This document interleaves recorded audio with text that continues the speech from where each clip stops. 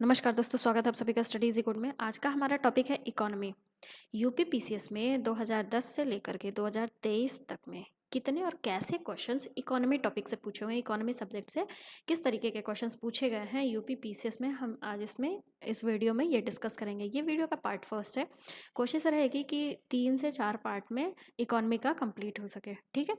बाकी हमने अपने चैनल पे हिस्ट्री में तीनों हिस्ट्री, ठीक है, एंशियंट, मेडुअल और मॉडर्न हिस्ट्री का पीवाईक्यूज हमने कवर कर रखा है।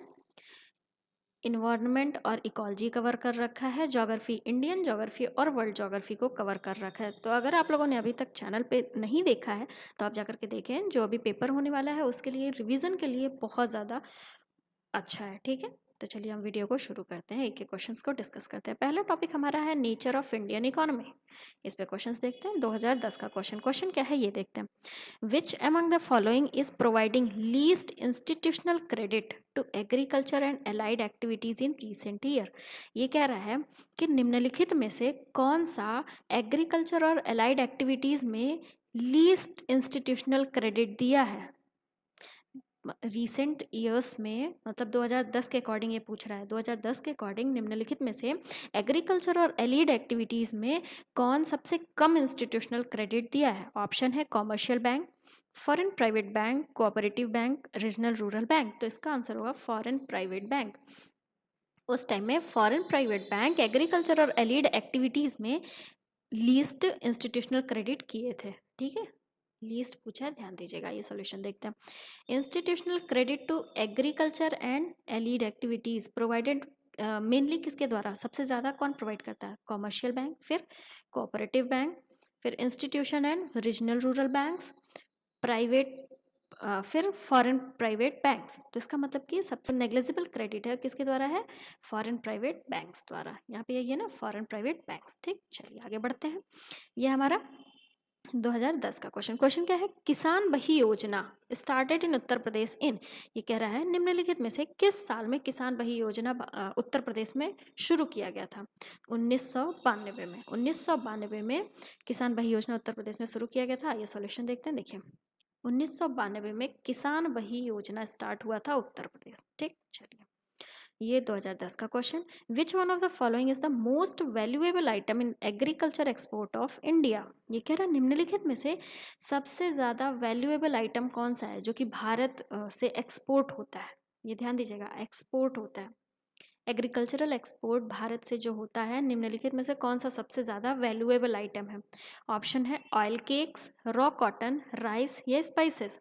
तो इसका आंसर होगा राइस, ठीक है। राइस सबसे ज़्यादा वैल्यूएबल आइटम है जो कि भारत से एक्सपोर्ट होता है। चलिए सी, ठीक। 2010 का क्वेश्चन क्या है ये देखते हैं। Consider the following statement. कुछ स्टेटमेंट्स दिया हुआ है और उसके बाद ये दिया हुआ है ऑप्शंस। तो हम पहले एक एक करके स्टेटमेंट देखते हैं, ठीक है। Crop insurance scheme in India started in the year 1985। ये तो सही है कि 1985 में क्रॉप इंश्योरेंस स्कीम भारत में शुरू हुआ था। ये स्टेटमेंट सही है। Total number of agro climatic zone 9 है, ये भी सही है।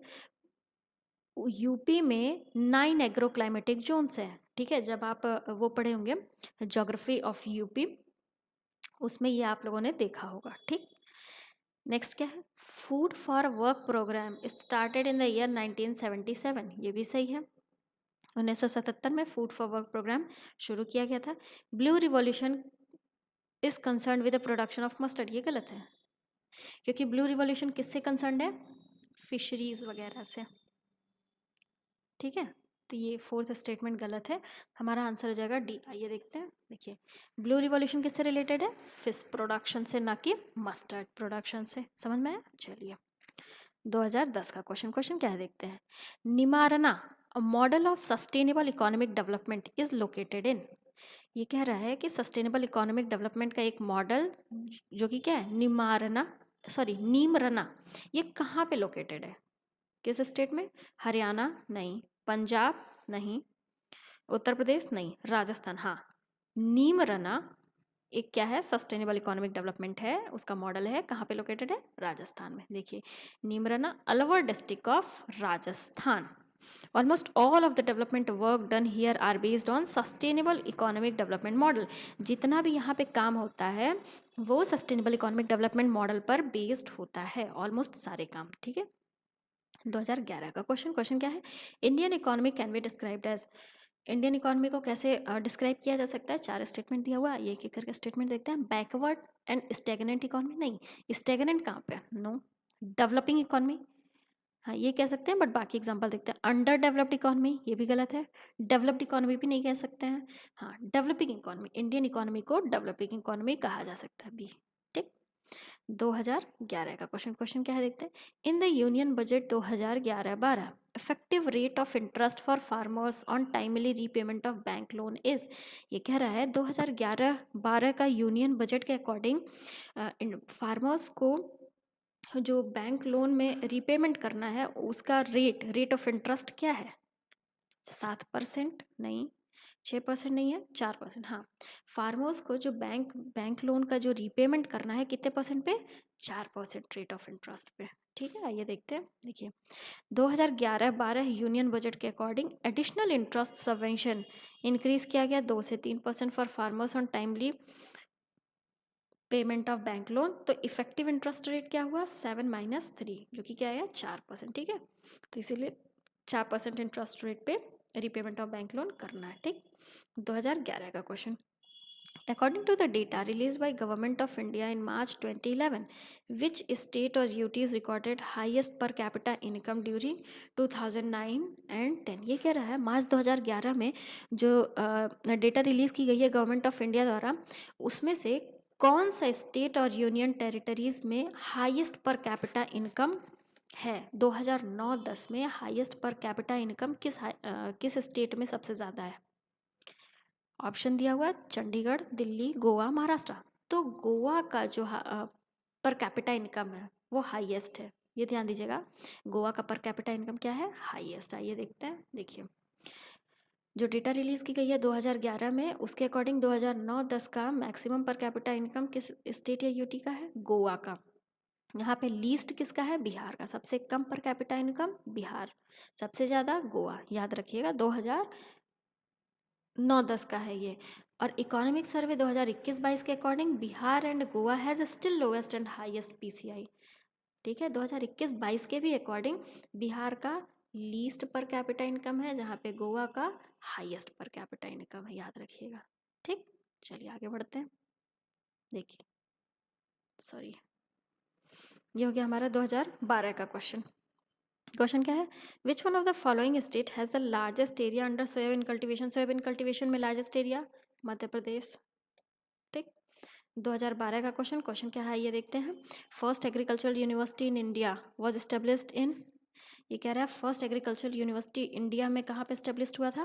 पंतनगर। देखिए, GB Pant university agriculture and technology पहला एग्रीकल्चरल यूनिवर्सिटी है इंडिया का, कहाँ पे लोकेटेड है? पंतनगर, उत्तराखंड। इनैगोरेट कब हुआ था? 1960 में as Uttar Pradesh agricultural university, और 1972 में रीनेम कर दिया गया GB Pant university of agriculture और टेक्नोलॉजी नाम से। ठीक है, चलिए आगे बढ़ते हैं। 2012 का क्वेश्चन क्या है? Which one of the following among is not a cash crop? ये कह रहा है निम्नलिखित में से कौन सा इनमें से एक कैश क्रॉप नहीं है? ऑप्शन है टोबैको, कॉटन, सोयाबीन, रबर। तो टोबैको कैश क्रॉप है, कॉटन भी है, रबर भी है, बट सोयाबीन कैश क्रॉप नहीं है। देखिए, टोबैको, कॉटन और रबर कैश क्रॉप है, जहाँ पे सोयाबीन कैश क्रॉप नहीं है, ध्यान दीजिएगा। ठीक, चलिए 2012 का क्वेश्चन क्या है? Central food technology research institute is located in, ये कह रहा है जो central food technological research institute है वो कहाँ पे लोकेटेड है? मैसूर में लोकेटेड है। ये देखते हैं, जिसको CFTRI भी कहते हैं, कहाँ पे लोकेटेड है? मैसूर, कर्नाटका। कब इस्टेब्लिश्ड हुआ था? 1950 में, याद रखिएगा। ठीक, 2012 का क्वेश्चन क्या है? National academy of agricultural research management, जिसको क्या कहेंगे? NAARM, national academy of agricultural research management, कहाँ पे लोकेटेड है ये? हैदराबाद में। आइए देखते हैं। देखिए, national academy of agricultural research management कहाँ लोकेटेड है? हैदराबाद, तेलंगाना। इस्टेब्लिश्ड कब हुआ था?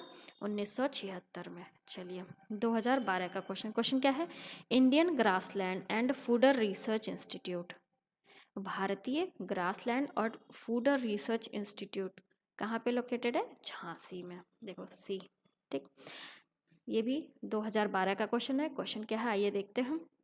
Handbook of agriculture is published from, ये कह रहा है कि हैंडबुक ऑफ एग्रीकल्चर कहाँ से पब्लिश्ड हुआ है, तो ये कहाँ से पब्लिश्ड हुआ है? Indian council of agricultural research, agricultural research मतलब कि ICAR से हैंडबुक ऑफ एग्रीकल्चर को पब्लिश किया गया। ये देखते हैं सॉल्यूशन। देखिए, handbook of agriculture published by Indian council of agricultural research. 2012 का question, preferred variety of mango for export, कह रहा निम्नलिखित में से मैंगो की कौन सी वैरायटी एक्सपोर्ट होती है? दशहरी, लंगड़ा, अम्रपाली या अल्फोंसो? तो अल्फोंसो एक्सपोर्ट होती है, ध्यान रखिएगा। Most preferred variety of mango for export is Alfonso. It is grown mainly in western India. ये कहाँ पे सबसे ज़्यादा ग्रोन होता है? वेस्टर्न इंडिया में। महाराष्ट्र मेजर प्रोड्यूसर है अल्फोंसो का। ठीक, चलिए 2012 का क्वेश्चन क्या है? In Uttar Pradesh maximum percentage of workers are engaged in, ये कह रहा है उत्तर प्रदेश में वर्कर्स सबसे ज़्यादा कहाँ पे इंगेज है? किस सेक्टर में? एग्रीकल्चरल सेक्टर में। देखो 2011 सेंसस के according Uttar Pradesh highest percentage 59.3% workers किस में इंगेज है? एग्रीकल्चरल सेक्टर में इंगेज है। ठीक, चलिए 2012 का question, crop insurance scheme in India कब स्टार्ट हुई थी बताइए? अभी पीछे हमने देखा 1985 में। ठीक है, first attempt for crop insurance कब स्टार्ट हुआ था? April 1, 1985 during kharif season when comprehensive crop insurance scheme was launched by the Indian government। चलिए 2012 का क्वेश्चन, येलो रिवॉल्यूशन किससे रिलेटेड है? पता है, रेप सीड मस्टर्ड प्रोडक्शन से ही रिलेटेड है ये सारी चीज़ तो बहुत इजी है, आप लोगों ने कई बार देखा होगा। ठीक, 2013 का question, mixed economy in India means, Bharat में मिक्स्ड इकोनॉमी का मतलब क्या होता है ये देखते हैं। को existence of large and cottage industry, नहीं मिक्स्ड इकोनॉमी का मतलब लार्ज और कॉटेज इंडस्ट्री का को एग्जिस्टेंस, ऐसा तो नहीं है। Foreign collaboration in economic development, नहीं। को existence of public and private sector, ये है मिक्स्ड इकोनॉमी का मतलब। मिक्स्ड इकोनॉमी का मतलब पब्लिक और प्राइवेट सेक्टर साथ में वर्क कर रहे हैं। ठीक है, ये देखते हैं। ठीक है, सी है समझ में। चलिए 2013 का question, most appropriate measure of countries economic growth, अगर कंट्री का इकोनॉमिक ग्रोथ हमें मेजर करना है तो सबसे अप्रोप्रिएट मेजर क्या होगा? GDP, NDP, NNP या PCP, per capita product? Per capita product, ये सबसे ज़्यादा अप्रोप्रिएट मेजर होगा कंट्री के इकोनॉमिक ग्रोथ को मेजर करने के लिए। देखते हैं, most suitable measure of the economic growth of any country is its per capita real income और per capita net national product. It is used to measure a country's standard of living and thus a better indicator of economic growth। ठीक है, चलिए 2013 का question क्या देखते हैं? Standard of living in countries represented by, standard of, देश में standard of living किससे रिप्रेजेंट होता है? पर कैपिटा इनकम से। जैसा जिसका इनकम होगा पर पर्सन का इनकम, उस हिसाब से उनका लिविंग स्टैंडर्ड समझ में आएगा, क्लियर होता है। ठीक है, 2014 का question, long term agricultural credit is provided by, long term agricultural credit किसके द्वारा प्रोवाइड किया जाता है?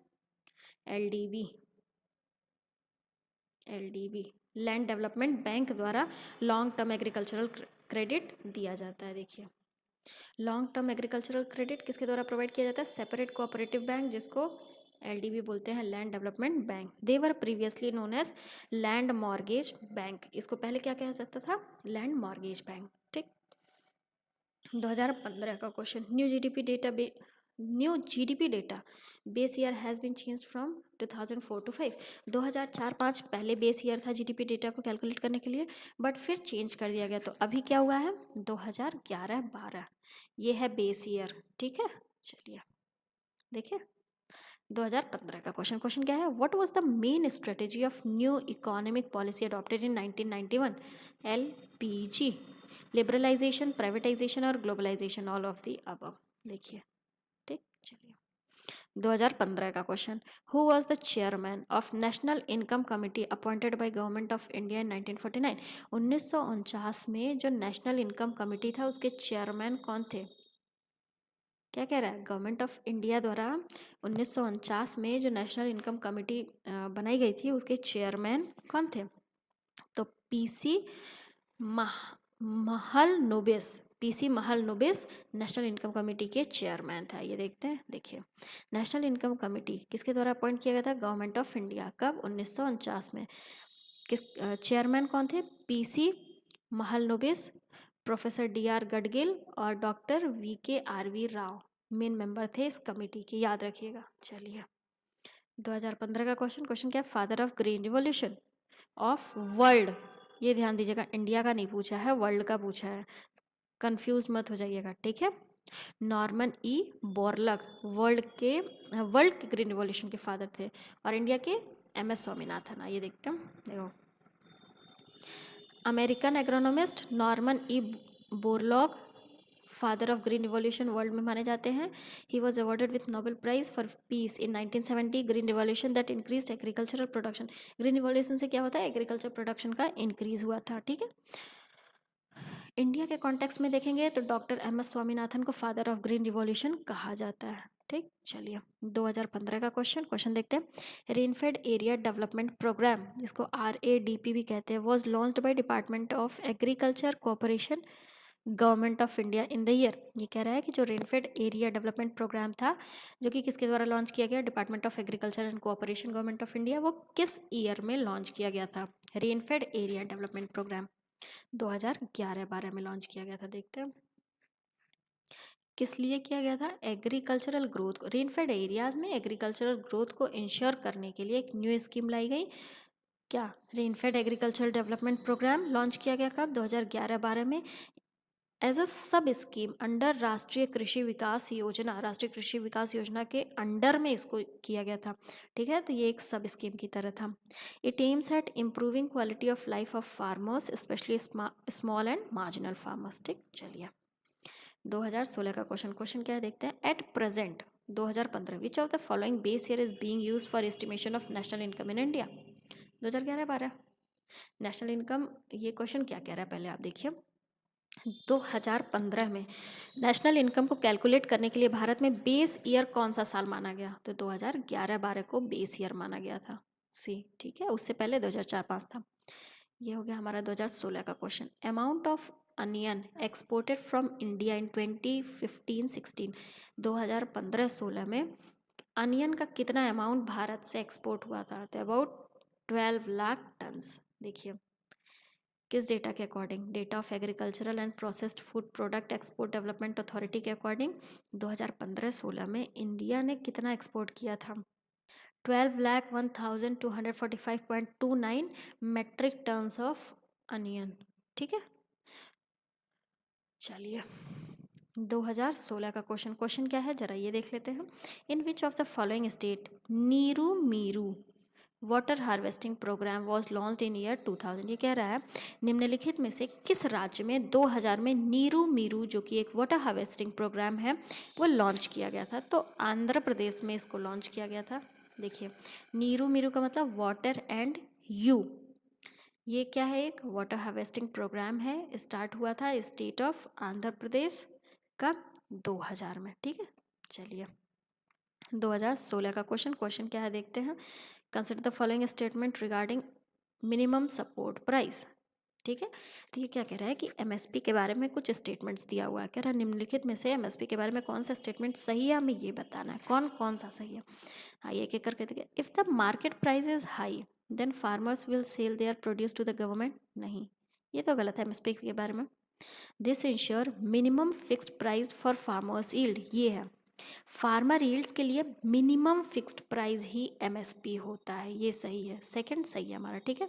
तो फर्स्ट गलत है, मतलब सेकंड सही है, ये तीनों होगा, ये हमारा ऑप्शन गलत हो जाएगा। और देखते हैं थर्ड स्टेटमेंट है it is helpful in food security mission, ये भी सही है। It is highly profitable for the farmers as they can earn immense profit, profit नहीं अर्न करते हैं बल्कि जितना कम से कम फिक्स्ड प्राइस होना चाहिए उनके यील्ड का वो होगा, तो इसमें प्रॉफिट कम हुआ, तो फोर्थ भी गलत है, ठीक है। थर्ड सही है, सेकंड और थर्ड सही है, मतलब डी आंसर। आइए देखते हैं। देखिए मिनिमम सपोर्ट प्राइस क्या प्रमोट करता है? Food security as well as ensure करता है minimum fix price for farmers produce. क्या इंक्रीज करता है? Farmer to increase agricultural production, farmer will sell their produce to the government only if market price is below the MSP। ठीक है, farmers अपना जो production है, जो भी प्रोड्यूस हुआ है, वो गवर्नमेंट को कब सेल कर सकते हैं? तभी जब MSP से कम प्राइस होगा, मार्केट प्राइस कम होगा MSP से। ठीक है, देयरफॉर पर्पस क्या है MSP का? To provide minimum fixed value of the produce to the farmers, not to increase the profit. Profit के लिए नहीं होता बल्कि मिनिमम प्राइस के लिए होता है। ठीक है, 2016 का question, which of the following pulses was imported in the largest quantity in 2015-16? 2015-16 में कौन सा पल्सेस का कौन सा टाइप सबसे ज़्यादा इम्पोर्ट हुआ है? लेंटिल सबसे ज़्यादा इम्पोर्ट हुआ, देखिए। ठीक है, ये हमारा 2016 का क्वेश्चन देखते हैं। In which of the following year national land record modernisation programme was launched? ये कह रहा है किस साल में national land record modernisation programme को लॉन्च किया गया था? बताइए। 2008 में। 2008 में national land record modernisation programme launch हुआ था। देखते हैं, जिसको NLRMP भी कहते हैं। किसके द्वारा लॉन्च किया गया था? Government of India. 2008 में। पर्पस क्या था? Digitise and modernise land record. Land record जो है उसको डिजिटल बनाना। ठीक, and develop a centralise land record management system. चलिए, 2016 का क्वेश्चन, हरियाली योजना इज रिलेटेड टू? कह रहा है हरियाली योजना किससे रिलेटेड है? वाटर मैनेजमेंट से। जनवरी 2003 प्राइम मिनिस्टर अटल बिहारी वाजपेयी ने लॉन्च किया था हरियाली स्कीम। किससे related? Water harvesting. Total outlay कितना दिया गया था? 2000 करोड़ का। पर्पस क्या था इस स्कीम का? To implement water harvesting programme, solution of drinking water programme, to provide irrigation facility and to promote plantation. This project is under the Ministry of Rural Development and is being run through 2.32 lakh panchayats of the country। चलिए, 2016 का question क्या है? Which of the following is not an objective of National Food Security Mission? ये कह रहा है निम्नलिखित में से कौन सा एक NFSM मतलब कि नेशनल फूड सिक्योरिटी मिशन का ऑब्जेक्टिव नहीं है? तो देखते हैं, distribution of high yield variety seed है, demonstration of improve production technology ये भी है, स्ट्रेंथनिंग क्रेडिट फैसिलिटीज़ ये नहीं है, popularising newly released variety of crop ये भी है। मतलब कि हमारा आंसर सी होगा। ये देखते हैं, देखिए, नेशनल फूड सिक्योरिटी मिशन कब लॉन्च हुआ था? अक्टूबर 2007 में। इसके मेन ऑब्जेक्टिव्स क्या क्या है ये देखते हैं हम। Production of rice, wheat, pulse, coarse cereals को इंक्रीज करना, मतलब कि राइस, वीट, पल्सेस और सीरियल्स के प्रोडक्शन को इंक्रीज करना। ठीक है, restoring soil productivity and fertility at individual farm level, enhancing farm level economy, distribution of high yielding variety seeds, demonstration of improved production technology, popularizing newly released variety of crops। मतलब कि क्या है? मतलब overall जो production है rice, wheat, pulses और course serials का, उनका प्रोडक्शन इंक्रीज करना मेन एम है, मेन ऑब्जेक्टिव है किसका? नेशनल फूड सिक्योरिटी मिशन का। याद रखिएगा। ठीक, चलिए, 2016 का क्वेश्चन क्या है? Which of the following is effective reason of slow agricultural development in India? Bharat में agricultural development, slow agricultural development का कौन सा मेन रीजन है? Rural poverty. Rural poverty main reason है स्लो एग्रीकल्चरल डेवलपमेंट का। देखिए, रूरल पॉवर्टी इफेक्टिव रीजन है slow agricultural development in India. Rural poverty discourage farmer from investment in the advanced agricultural technology. Most Indians who are involved in the agriculture do live in village instead of cities. Therefore, impact of urban poverty and agricultural environment is less. Urban poverty जो है वो agricultural development में उसका impact कम पड़ेगा, but rural poverty का agricultural development पर बहुत ज़्यादा इम्पैक्ट पड़ता है। याद रखिएगा। चलिए, 2016 का क्वेश्चन क्या है? When was the national horticulture mission started? National horticulture mission कब स्टार्ट हुआ था? मई 2005 में। ठीक है, चलिए, 2016 का question, what is percentage of rural household which is engage in agriculture as estimated on the national sample survey office 2014? ये क्या क्वेश्चन क्या कह रहा है? 2014 के अकॉर्डिंग कितना प्रतिशत रूरल हाउस होल्ड एग्रीकल्चर में इन्वॉल्व है? कितने percentage rural house hold agriculture में इन्वॉल्व है? किसके अकॉर्डिंग? 2014 में जो नेशनल सैंपल सर्वे ऑफिस आया था उसके अकॉर्डिंग। तो 57.8% रूरल हाउस होल्ड एग्रीकल्चर में इन्वॉल्व है। याद रखिएगा। 2016 का question, which of the following is main principle of agricultural finance? Agricultural finance का मेन प्रिंसिपल क्या है? पर्पस हाँ, पर्सन हाँ, प्रोडक्टिविटी प्लानिंग हाँ। ये तीनों मतलब कि डी आंसर होगा, ये तीनों मेन प्रिंसिपल हैं किस चीज़ का, एग्रीकल्चरल फाइनेंस के लिए। Main principle of agricultural finance क्या क्या है, पर्पस, पर्सन और प्रोडक्टिविटी प्लानिंग, याद रखिएगा, ठीक है। नेक्स्ट क्वेश्चन 2017 का क्वेश्चन क्या देखते हैं, contribution of agriculture in Indian economy, भारतीय इकोनॉमी में एग्रीकल्चर का कंट्रीब्यूशन क्या हो रहा है, इंक्रीज कर रहा है, डिक्रीज कर रहा है, कांस्टेंट है या नन ऑफ द अबव। तो इकोनॉमी में एग्रीकल्चर का कंट्रीब्यूशन डिक्रीज कर रहा है, ये ध्यान दीजिएगा, ठीक है, जितना पहले था उससे अब कम रह रहा है, ठीक। 2017 का question, leading mulberry silk producing Indian state, mulberry silk produce ये क्या कह रहा है, निम्नलिखित में से किस स्टेट में मलबरी सिल्क प्रोड्यूसिंग सबसे ज़्यादा होता है, मलबरी सिल्क, मलबरी सिल्क सबसे ज़्यादा प्रोड्यूस किस स्टेट में होता है बताइए, कर्नाटका में। देखिए मलबरी सिल्क कर्नाटका में सबसे ज़्यादा होता है, फिर आंध्र प्रदेश, वेस्ट बंगाल और तमिलनाडु में, ठीक है। चलिए 2017 का क्वेश्चन क्या देखते हैं, an under developed economy is generally characterised by, under developed economy का कैरेक्टरिस्टिक, 4 स्टेटमेंट दिया हुआ है, पूछ रहा निम्नलिखित में से सही कौन सा है, करेक्ट आंसर पूछा हुआ, ठीक है। आइए एक करके देखते हैं। अंडर डेवलप्ड इकोनॉमी में क्या होता है, लो पर कैपिटा इनकम होता है, हाँ। अंडर डेवलप्ड है मतलब कि डेवलपमेंट से नीचे है, तो लो पर कैपिटा इनकम, ये सही है। लो रेट ऑफ कैपिटल फॉर्मेशन का भी लो रेट होता है, ये भी सही है। लो डिपेंडेंसी रेशियो गलत है, डिपेंडेंसी रेशियो ज़्यादा होती है। वर्कफोर्स लार्जली इन टर्शियरी सेक्टर, ये भी गलत है, एग्रीकल्चर सेक्टर में होगा, ठीक। फर्स्ट और सेकेंड ये आंसर आइए देखते हैं। देखिए लो डिपेंडेंसी रेशियो और वर्कफोर्स टर्शरी सेक्टर ये डेवलप्ड इकोनॉमी का फीचर है, ध्यान दीजिएगा। अंडर डेवलप्ड इकोनॉमी का जनरली क्या है, low per capita income, high rate of population growth, excessive dependency on backward agriculture, अभी पीछे हमने बताया ना कि एग्रीकल्चर पे डिपेंडेंसी होगा ना कि टर्शरी सेक्टर पे होगा। Low rate of capital formation, high level of unemployment and under employment, low level of living, high level of poverty and illiteracy, technical and industrial backwardness, ठीक। चलिए आगे बढ़ते हैं। 2017 का क्वेश्चन क्या देखते हैं, which of the following feature indicate that Indian economy is developing category, ये कह रहा है निम्नलिखित में से कौन सा फीचर ये शो करता है कि इंडियन इकोनॉमी एक डेवलपिंग कैटेगरी में है, ठीक है। तो आइए देखते हैं। ऑक्यूपेशन मेनली एग्रीकल्चर है, हाँ, ये कैरेक्टरिस्टिक शो करता है कि भारत की इकोनॉमी क्या है, डेवलपिंग कैटेगरी में है। डिस्क्यूज्ड अनएम्प्लॉयमेंट ये भी है। Poor quality of human capital ये भी है। हाई पर capita income, intake of protein ये गलत है। High per capita intake of protein ये नहीं शो करता है कि इंडियन इकोनॉमी डेवलपिंग इकोनॉमी, ठीक है। चौथा नहीं होगा, पहला दूसरा तीसरा होगा, मतलब डी आंसर। आइए देखते हैं। देखिए कौन कौन सा कैरेक्टरिस्टिक्स इंडियन इकोनॉमी को डेवलपिंग इकोनॉमी शो करता है, ये देख लीजिए। लो पर कैपिटा इनकम, ठीक। Excessive dependence on agriculture, high rate of population growth and over population, existence of chronic unemployment and disguised unemployment, poor rate of capital formation, low level of technology, poor quality of human capital, lack of infrastructure, high level of poverty and inequality, low industrial development, market imperfection, low level of living of an average Indian economy, average Indian, ठीक है। तो ये सारे क्या characteristics show करते हैं कि जो इंडिया की इकोनॉमी है वो एक डेवलपिंग इकोनॉमी है, याद रखिएगा। 2017 का क्वेश्चन, स्किल डेवलपमेंट प्रोग्राम क्या इन्हेंस करता है, मतलब स्किल डेवलपमेंट प्रोग्राम किस चीज़ को बढ़ावा देता है, ह्यूमन कैपिटल को। जब स्किल डेवलपमेंट होगा तो क्या अधिक होगा, ह्यूमन कैपिटल अधिक होगा ना। Human capital is skill, knowledge and experience possessed by individual or population viewed in term of their value or cost to an organization or country। Skill development programme क्या enhance करता है, human capital को। India adds on account 12 million people to its work force every year, याद रखिएगा।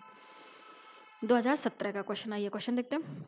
What is mean by a bullock capitalist, ये कह रहा है बुलक कैपिटलिस्ट, बुलक कैपिटलिस्ट का मतलब क्या होता है, क्या है बुलक कैपिटलिस्ट। तो ये देखते हैं। Farmers who are poor, farmers who are rich, farmers who have some source but are not rich, ये होंगे बुलक कैपिटलिस्ट। बुलक कैपिटलिस्ट का मतलब क्या होता है, वो फार्मर्स जिनके पास कुछ सोर्सेस तो हैं बट वो रिच नहीं है। ये देखते हैं, देखो self employed and self funded producers with holding large enough to support pair of bullocks are defined as bullock capitalist.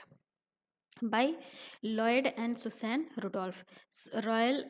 Lloyd and Susan Rudolph के द्वारा बुलक कैपिटलिस्ट को डिफाइन किया गया था। कौन होते हैं? सेल्फ एम्प्लॉयड और सेल्फ फंडेड प्रोड्यूसर्स, जिनके पास क्या होता है, कुछ चीज़ें तो होती हैं, सब रिसोर्सेज होते हैं, बट वो रिच नहीं होते। ठीक, they are small to medium size self employed agriculture producer who have some resources but are not rich. ठीक है, कुछ रिसोर्सेज होते हैं बट रिच नहीं होते। 2017 का question, which of the following major have been taken to move agrarian structure conducive to agricultural growth. ये कह रहा है निम्नलिखित में से कौन से मेजर्स एग्रेरियन स्ट्रक्चर से एग्रीकल्चरल ग्रोथ की तरफ ले जाएंगे। ये देखते हैं। एबॉलिशन ऑफ इंटरमीडियरीज, हाँ इंटरमीडियरीज को हटा देने से। टेनेंसी रिफॉर्म, टेनेंसी में रिफॉर्म्स वगैरह लाने से सही है। सीलिंग ऑन लैंड होल्डिंग, ये तीनों आंसर होगा, ये तीनों ऑप्शन सही है, तो डी होगा ऑल ऑफ दी अब। आइए देखते हैं। Evolution of intermediaries, tenancy reform and ceiling on land holding, ये तीनों मेजर्स होंगे भारत में एग्रेरियन स्ट्रक्चर कॉन्ड्यूसिव को एग्रीकल्चरल ग्रोथ में कन्वर्ट करने के लिए, याद रखिएगा। 2017 का क्वेश्चन क्या है देखते हैं। What is India's rank to the 2017 sustainable development goal index. ठीक है, ये कह रहा है जो सस्टेनेबल डेवलपमेंट गोल इंडेक्स 2017 का आया है उसमें भारत की कौन सी रैंकिंग है। गाइज आप लोगों के लिए एक इन्फॉर्मेशन है, हमारे चैनल पर रैंकिंग एंड इंडाइसेस की भी एक वीडियो बनी है जिसमें ये सस्टेनेबल डेवलपमेंट गोल इंडेक्स वगैरह जैसे यहाँ पे पूछा है वो इस साल का, उसमें हमने पूरा डिस्कस कर रखा है। जो भी इम्पोर्टेंट इंडेक्स और इंडाइसेस वगैरह आते रहते हैं उसमें इंडिया की क्या रैंकिंग है और टॉप रैंकिंग में कौन सा कंट्री है, ये सारी चीज़ उसमें डिस्कस की है। तो अगर आप लोग नहीं देखें तो वहाँ जाके देखें। तो आइए हम अपने क्वेश्चन की तरफ आते हैं। तो कह रहा है जो सस्टेनेबल डेवलपमेंट गोल इंडेक्स है उसमें 2017 का, उसमें भारत की कौन सी रैंकिंग, 116वीं रैंकिंग थी। आइए देखते हैं। 2017 में 116वीं, 157 नेशन टोटल थे जिसमें 116वां रैंक भारत का था। 2020 में एसडीजी इंडेक्स में 117वां रैंक था और जहाँ पे 2021 में 120वां रैंक था। ठीक है, चलिए आगे बढ़ते हैं। 2018 का क्वेश्चन क्या है ये देखते हैं। Saving energy and other resources for future without sacrificing people's comfort in present, ये किसका डेफिनेशन। ये क्वेश्चन कितनी बार मतलब जितना भी हमने पीवाईक्यूज डिस्कस किया, इन्वायरमेंट और इकोलॉजी, ज्योग्राफी, उसमें भी ये क्वेश्चन हमने डिस्कस किया है। ये किसका डेफिनेशन है बताइए। आज के लिए, आज के लोगों का कंफर्ट को बिना ही सेक्रीफाइस किए फ्यूचर जनरेशन के लिए एनर्जी को सेव करना, किसका है, सस्टेनेबल डेवलपमेंट का डेफिनेशन है। और कब ये मिला था, आवर कॉमन फ्यूचर कब मिला था, ब्रंटलैंड रिपोर्ट में। चलिए आगे बढ़ते हैं। 2018 का क्वेश्चन क्या है देखते हैं। Arrange the following coffee producing country in descending order of their coffee production. ये कह रहा है निम्नलिखित कंट्रीज को अरेंज करना है किस ऑर्डर में, डिसेंडिंग ऑर्डर में, देयर कॉफी प्रोडक्शन। ठीक है, हमें पता है सबसे डिसेंडिंग ऑर्डर पूछा है तो सबसे ज़्यादा कॉफ़ी प्रोडक्शन का होता है ब्राज़ील में, उसके बाद वियतनाम, सी होगा, फिर बी होगा, उसके बाद कोलंबिया, फिर इंडोनेशिया, CBAD। देखिए ऐसा कौन सा बी। आइए देखते हैं। देखिए ब्राज़ील, वियतनाम, कोलंबिया और इंडोनेशिया। ठीक, 2019 का क्वेश्चन क्या देखते हैं। With reference to major of tenancy reform in India which of the following statement are correct. ये कह रहा है टेनेंसी रिफॉर्म जो भारत में हुआ था उसके बारे में कुछ स्टेटमेंट दिया हुआ, उनमें से कौन सा स्टेटमेंट सही है। आइए एक एक करके देखते हैं। रेगुलेशन ऑफ रेंट सही है, रेंट का रेगुलेशन। सिक्योरिटी ऑफ टेन्योर ये भी सही है। Conferment of ownership on tenancy ये भी सही है, डी आंसर हमारा होगा। आइए देखते हैं। Land reform in general and tenancy reform in particular aim क्या था, redistributing ownership land holding from the view point of social justice, reorganising operational holding from the view point of optimum utilisation of land. Main aim क्या था land reform का, इंटेल abolition of intermediaries and tenancy reform, intermediaries वगैरह जो है उनको हटाना और टेनेंसी को रिफॉर्म, मतलब टेनेंसी रिफॉर्म लाना। Regulation of rent, security of tenure for tenant and conferment of ownership on them. ठीक है, चलिए 2019 का question. Which of the following SDG will target to water availability for all and its permanent management up to 2030। ये कह रहा है SDG का कौन सा गोल है, water availability for all, SDG 6, goal number 6 है। आइए देखते हैं। देखिए यूनाइटेड नेशन ने 17 SDG गोल दिया था जिसको 2030 तक कंप्लीट करना है, जिसमें से SDG गोल नंबर 6 क्या है, clean water and sanitation, aim to ensure availability and sustainable management of water sanitation for all by the year 2030। ठीक, 2019 का question. Which has propounded the concept of limit to growth. Limit to growth किसके द्वारा propone किया था? Club of Rome. आइए देखते हैं। देखिए 30 पीपुल 10 कंट्रीज से मिल करके, कौन कौन थे इसमें? साइंटिस्ट, एजुकेटर्स, ये जो 30 लोग थे उसमें उनमें कौन कौन थे? Scientist, educators, economist, humanist, industrialist, government officials. ये लोग कहाँ पे मिले? एकेडमिया डिलेंसिया रोम में मिले थे। ठीक है, इसी को क्लब ऑफ रोम कहते हैं और इसी में लिमिट टू ग्रोथ का कॉन्सेप्ट लाया गया था, याद रखिएगा। चलिए, हमने पहले भी ये क्वेश्चन डिस्कस कर रखा है। 2019 का क्वेश्चन असर्शन रीजन फॉर्मेट में है, तो आइए देखते हैं। असर्शन क्या दिया हुआ है? Sustainable development important for wellbeing of human society. सही है, ह्यूमन सोसाइटी के वेलबींग के लिए सस्टेनेबल डेवलपमेंट होना चाहिए। सही है। रीजन क्या दिया हुआ है? Sustainable development is a kind of development that meet the need of the present without compromising the ability of future generation to meet their own needs. ये रीज़न क्या है? सस्टेनेबल डेवलपमेंट को डिफाइन किया। ठीक है, तो रीज़न यहाँ पे असर्शन को सपोर्ट कर रहा है कि हाँ ये रीज़न है जिसकी वजह से सस्टेनेबल डेवलपमेंट इंपॉर्टेंट है ह्यूमन सोसाइटी के वेलबींग के लिए। तो हमारा आंसर होगा ए। आइए देखते हैं। सस्टेनेबल डेवलपमेंट डिफाइन बहुत, मतलब इसको बहुत तरीके से डिफाइन किया जा सकता है, बट जो मेन है, जो हमें कहाँ से मिला? ब्रंटलैंड रिपोर्ट से मिला। उसका डेफिनेशन क्या है? सस्टेनेबल डेवलपमेंट क्या है? Development that meet the need of present without compromising the ability of future generation to meet their own need. ठीक है, ब्रॉडली डिफाइंड सस्टेनेबल डेवलपमेंट एक system approach to growth and development and to manage natural produced and social capital for the welfare of their own and future generations. ठीक है, याद रखिएगा। चलिए आगे बढ़ते हैं। 2019 का क्वेश्चन क्या है? Which of the following is nodal institution for implementation of sustainable development goal in India? देखो, सस्टेनेबल डेवलपमेंट गोल भारत में इम्प्लीमेंट करवाने के लिए कौन सी एजेंसी है? नीति आयोग। देखिए, नीति आयोग है। ठीक है, 2020 का क्वेश्चन क्या है? Main objective of sustainable tourism. ये कह रहा है सस्टेनेबल टूरिज्म का मेन ऑब्जेक्टिव क्या है, देखते हैं। To increase the number of tourist, नहीं।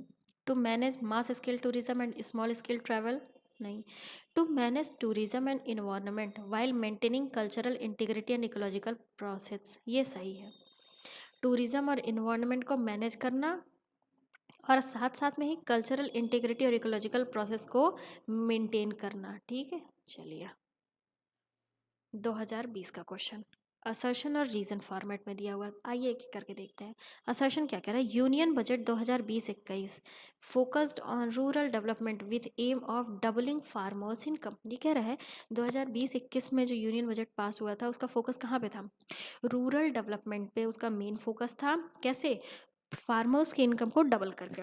रीजन क्या दिया हुआ? 16 action point announced in the budget is centred around agriculture, irrigation and rural development. ये कह रहा है, हम कैसे कह सकते हैं कि जो यूनियन बजट 2020-21 का आया वो रूरल डेवलपमेंट पे फोकस है, क्योंकि उसमें 16 एक्शन पॉइंट्स भी दिए हुए थे। तो इससे लग रहा है ना कि हाँ रीज़न सपोर्ट कर रहा है सेशन को, क्योंकि यूनियन बजट 2020-21 में 16 पॉइंट भी अनाउंस किए गए थे जो कि एग्रीकल्चर, इरीगेशन और रूरल डेवलपमेंट के आसपास में थे, मतलब उसी से रिलेटेड थे। तो असर्शन रीज़न को सपोर्ट कर रहा है, मतलब कि ए आंसर होगा। देखिए ए आंसर। ठीक, चलिए 2020 का question according to the report released by NITI Aayog in December 2019 sustainable development goal index 2019-20 Uttar Pradesh is grouped under which of the following categories. ये कह रहा है 2019-20 में जो सस्टेनेबल डेवलपमेंट गोल का रिपोर्ट आया था नीति आयोग द्वारा, उसमें उत्तर प्रदेश किस कैटेगरी के अंदर में है? एस्पिरेंट, परफॉर्मर, फ्रंट रनर या अचीवर? उसमें परफॉर्मर रैंक पे उत्तर प्रदेश। आइए देखते हैं। जो रिपोर्ट रिलीज़ की गई नीति आयोग द्वारा कब? दिसंबर 2019 में सस्टेनेबल डेवलपमेंट गोल से रिलेटेड इंडिया इंडेक्स 2019, उसमें उत्तर प्रदेश को परफॉर्मर कैटेगरी में डाला गया। ठीक है, according to SDG index 2020-21 Uttar Pradesh जो 2020-21 में आया उसमें भी उत्तर प्रदेश परफॉर्मर कैटेगरी में ही था। 60 पॉइंट्स थे। ठीक है, तो दोनों रिपोर्ट में केरला ने टॉप किया था, ये भी याद रखिएगा। जो 19-20 का था और 20-21 का, दोनों में ओवरऑल स्टेट्स में केरला फर्स्ट रैंक पे थी। केरला, ठीक, ये याद रखिएगा। As per SDG index 2019 top ranking Kerala 70 point, Himachal Pradesh 69, Andhra Pradesh, Telangana और तमिलनाडु 67 पॉइंट। और 2020-21 के अकॉर्डिंग केरला में 75, हिमाचल प्रदेश तमिलनाडु 74, आंध्र प्रदेश गोवा कर्नाटक उत्तराखंड 72, सिक्किम 71, महाराष्ट्र 70। ठीक है, चलिए आगे बढ़ते हैं। नेक्स्ट क्वेश्चन देखते हैं। ये हमारा 2020 का question. Consider the following events and arrange them in chronological order. देखो 4 इवेंट्स दिया हुआ है और इनकी क्रोनोलॉजी पूछ रहा है, ठीक है। पहले क्या हुआ था? Establishment of NABARD, self help group bank linkage programme, Kisan credit card plan, establishment of RRB जिसको रीजनल रूरल बैंक भी कहते हैं। तो ये एक एक करके देखते हैं। देखो नाबार्ड का एस्टेब्लिशमेंट किस ईयर में हुआ था? 1982 में, ठीक है। Self help group bank linkage programme ये 1992-93 में, ठीक है। किसान क्रेडिट कार्ड कब आया था? 1998 में, जहाँ पे आरआरबीज का स्टैब्लिशमेंट 1975। अब इसकी क्रोनोलॉजी पूछ रहा है, तो सबसे पहले क्या होगा? फोर्थ होगा, फिर फर्स्ट होगा, फिर सेकेंड, फिर थर्ड। आइए देखते हैं। देखो नाबार्ड का establishment 1982, SHG bank linkage programme 92-93, Kisan credit card 98, RRBs का स्टैब्लिशमेंट 1975 में, ठीक है। चलिए 2021 का question, which among the following not a major factor of economic growth. ये कह रहा है निम्नलिखित में से कौन सा एक इकोनॉमिक ग्रोथ का फैक्टर नहीं है? तो आइए देखते हैं। Accumulation of capital and reforms in technology ये है। पॉपुलेशन में चेंज इकोनॉमिक ग्रोथ का ही एक फैक्टर है। Division of labour in specialised activities ये भी है। टेक्नोक्रेट्स एंड ब्यूरोक्रेट्स ये नहीं है। ये इकोनॉमिक ग्रोथ का एक फैक्टर नहीं है। आइए सॉल्यूशन देखते हैं। देखो इकोनॉमिक ग्रोथ का मेन फैक्टर क्या क्या होगा? नेचुरल रिसोर्स, फिजिकल कैपिटल या infrastructure, population, labour, human capital, technology, law. सिर्फ इतने ही इकोनॉमिक ग्रोथ के मेन फैक्टर्स होते हैं, याद रखिएगा। टेक्नोक्रेट्स और bureaucrats major factor economic growth में नहीं होगा, ठीक है। 2021 का क्वेश्चन क्या है ये देखते हैं हम। With reference to capital formation which of the following statement are correct. Capital formation से लेकर के 2 स्टेटमेंट दिया हुआ है, पूछा निम्नलिखित में से कौन सा स्टेटमेंट सही है, ये देखते हैं हम। प्रोसेस ऑफ कैपिटल फॉर्मेशन किस पे डिपेंड करता है? Saving and effectiveness of financial institution. Investment is essential factor of capital formation, ठीक है। दोनों स्टेटमेंट सही है। पहला स्टेटमेंट क्या कह रहा है कि कैपिटल फॉर्मेशन का प्रोसेस किस पे डिपेंड करता है? सेविंग और effectiveness of financial institution. Financial institution के सेविंग और इफेक्टिवनेस पे कैपिटल फॉर्मेशन डिपेंड करता है, सही है। इन्वेस्टमेंट इसेंशियल फैक्टर किसका है? कैपिटल फॉर्मेशन का, ये भी सही है, तो सी आंसर देखो, ठीक है। चलिए 2021 का क्वेश्चन देखो, जब स्टैटिक पोर्शन पढ़े होगे तो ये सारा जो अभी पीछे हमने क्वेश्चन डिस्कस किया वो सारे की पॉइंट्स याद होंगे आप लोग को। ये सारे की पॉइंट्स आप पढ़े भी होंगे, ठीक है। पढ़े होंगे तो याद करने की कोशिश ज़रूर करिएगा। और अगर कोई भी दिक्कत हो तो हमें कमेंट करके बताएं, हम उसको सॉल्व करने की कोशिश करेंगे, ठीक। As per SDG India index dashboard 2020-21 published by NITI Aayog, which one of the following state was not among the top 5। ये कह रहा है निम्नलिखित ये क्वेश्चन क्या कह रहा है कि जो नीति आयोग द्वारा रिपोर्ट निकाली गई 2020-21 में SDG इंडिया इंडेक्स, उनमें से कौन टॉप 5 स्टेट्स में नहीं था? गुजरात, आंध्र प्रदेश, गोवा, तमिलनाडु। तो अभी हमने पीछे देखा गुजरात टॉप 5 में नहीं था, ये देखते हैं। ए गुजरात, ठीक है। अभी पीछे हमने ये देखा भी, ठीक। अब हमारा नेक्स्ट टॉपिक आता है इंडस्ट्रियल सेक्टर। तो आइए देखते हैं कि इस पे कितने क्वेश्चंस और कैसे क्वेश्चंस बने हुए हैं, ठीक। देखिए 2010 का क्वेश्चन क्या है देखते हैं। In the financial year 2010-11 government of India announced Maharatna scheme for giving more autonomy and power to expand to some of its Navratnas. Which among the following was not given the Maharatna status. ये कह रहा है 2011-12 में भारत सरकार ने क्या किया? Maharatna scheme लिया है। मतलब कि जो नवरत्नास थे उसमें से भी जो और भी अच्छे कंपनीज वगैरह थे उनको और भी पावर दिया गया और महारत्ना का एक स्टेटस लाया गया। तो ये कह रहा है निम्नलिखित में से इन चारों में से किसको महारत्ना का स्टेटस नहीं मिला है? तो ऑयल इंडिया को महारत्ना का स्टेटस नहीं मिला है, जहाँ पे NTPC इंडियन ऑयल कॉरपोरेशन और सेल को महारत्ना का स्टेटस मिला है। ये सॉल्यूशन देखते हैं। देखिए ए, ठीक है। चलिए आगे बढ़ते हैं। 2012 का क्वेश्चन क्या है देखते हैं। The public sector undertaking include in Navratna is. ये कह रहा है कि इसमें से नवरत्ना में कौन सी पब्लिक सेक्टर अंडरटेकिंग नवरत्ना में इंक्लूडेड है? सेल, गेल, MTNL या ऑल ऑफ द अबव। तो MTNL, आइए देखते हैं। देखो प्रेजेंट में MTNL महानगर टेलीफोन निगम लिमिटेड ये एक नवरत्ना पब्लिक सेक्टर अंडरटेकिंग है, जहाँ पे गेल और सेल महारत्ना PSUs हैं, ठीक है। चलिए 2012 का क्वेश्चन क्या है ये देखते हैं। Which of the following group of goods is not included in FMCG fast moving consumer goods. ये कह रहा है निम्नलिखित में से कौन सा good fast moving consumer goods में इंक्लूडेड नहीं है। देखते हैं, ऑटोमोबाइल, कार एंड मोटरसाइकिल, ये आंसर होगा। ये फास्ट मूविंग कंज्यूमर गुड्स में इंक्लूडेड नहीं है। जहाँ पे टॉयलेटरीज, डेयरी प्रोडक्ट्स और बेकरी प्रोडक्ट्स ये तीनों इंक्लूडेड हैं, तो हमारा आंसर ए होगा। देखते हैं, देखिए फास्ट मूविंग कंज्यूमर गुड्स क्या होता है? Product that sell quickly at relatively low cost. Fast moving consumer goods का मतलब क्या होता है?